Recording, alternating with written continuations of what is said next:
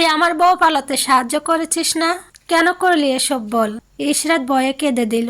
শক্ত করে হাত ধরতে ব্যথায় ফিটে যাচ্ছে। ভাইয়া ছাড়ো, আমার হাতে লাগছে।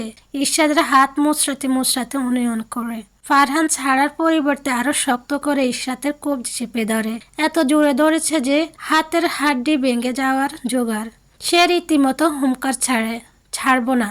তুই আমার বউ বাগিয়ে দিয়েছিস, তোর জন্য অপমানিত হতে হচ্ছে। এখন তুই বিয়ে করবি, আজ এখন এই মণ্ডপে বিয়ে হবে। ইশরাত এবার জোরে কেঁদে দেয়। পাশে বাবা মা দাঁড়িয়ে আছে, অথচ কেউ ফারহানকে কিছুই বলছে না। বাবা তো আগে চড় মেরে দিয়েছে। আজ ইশরাতের বড় বোন সিরাতের সাথে ফারহানের বিয়ে। ফারহান সম্পর্ক ইশরাতের ফুফাতো ভাই। পুরো নাম ফারহান নাওশাদ। 12 বছর বয়সে তার বাবা মা অ্যাক্সিডেন্টে মারা যায়। তারপর বেশিরভাগ সময় একমাত্র মামা গোলাম রাব্বানির কাছেই ছিল। গোলাম রাব্বানি তাকে পিতৃস্নেহে বড় করেছেন। নওশাদ অত্যন্ত গম্ভীর এবং যথেষ্ট রাগী, সাথে খুব মেধাবীও। ঢাকা বিশ্ববিদ্যালয়ে অ্যাকাউন্টিং নিয়ে পড়াশোনা করেছে, পিএইচডি শেষ করেছে। সদ্য কয়েকদিন হলো ঢাকা বিশ্ববিদ্যালয়ে অ্যাকাউন্টিং লেকচার হিসেবে জয়েন করেছে। ভাগ্নের সাথে যেন দূরত্ব না হয়, তাই গোলাম রাব্বানি সাহেব নিজ মেয়ের সাথে তার বিয়ে দিতে চান।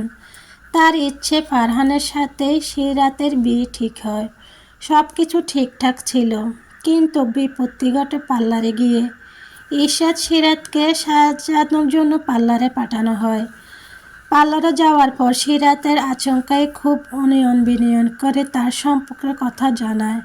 তাকে ছাড়া বাঁচবে না, বাবা তাদের সম্পর্ক মেনে নেবে না, তাই বাধ্য হয়ে বিয়ে করতে যাচ্ছে। ফারহানকে সে কিছুতেই মানবে না। পালাতে সাহায্য করার জন্য ইশরাতকে ইমোশনাল ব্ল্যাকমেল শুরু করে। আবেগী নুসরাতও বোনের কথায় গলে যায়, তাকে পালাতে সাহায্য করে। কিন্তু সিরাত পালানোর পর ভয় তাকে জিকড়ে ধরে। তারপর শ্বাস শেষে উপায় না পেয়ে বউ ছাড়া একাই বাড়ি ফিরে আসে। ইশরাতকে একা দেখে সবাই যখন বউ কোথায় বলে জেঁকে ধরে, তখন সে বউ পালিয়েছে জানাতে না চাইতেই বাবা কষে চড় মারে। তার তীব্র যন্ত্রণা গালে রীতিমতো আগুন ধরে রয়েছে। তারপর ফারহান তার উপর চড়া হয়ে আছে। আলো জলমলে ভরা বিয়ে বাড়ি, যেখানে মাগরিবের পর বিয়ে পড়ানো হবে, সেখানে ইশরাত কিনা বউ বাগিয়ে দিয়েছে। সে না চাইলে সিরাত কিছুতেই পালাতে পারত না।